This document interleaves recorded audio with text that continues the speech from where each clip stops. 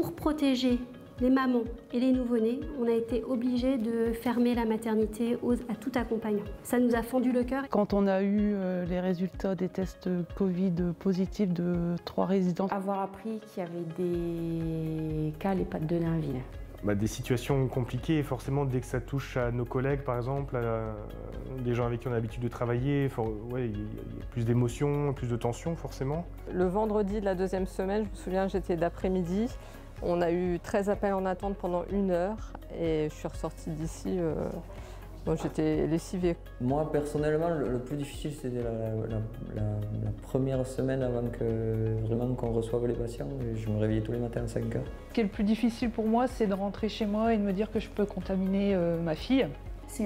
La difficulté, c'est l'après, quoi. Moi, je pense qu'il y aura peut-être des soignants qui vont peut-être arrêter le métier. C'est difficile parce qu'il faut se remettre en question tous les jours. Il y a une réorganisation de travail tous les jours.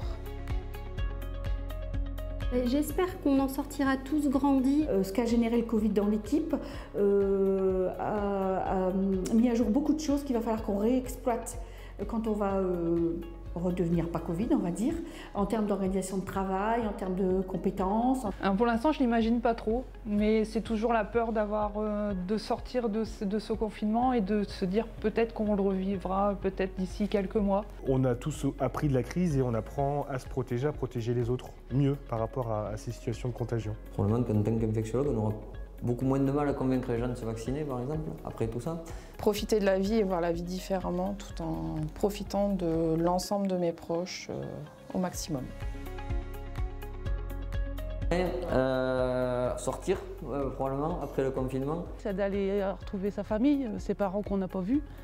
De revoir mes parents. Profiter de mes proches. Je vais m'inscrire au sport et je vais acheter des fleurs pour mon jardin. J'ai chez le coiffeur.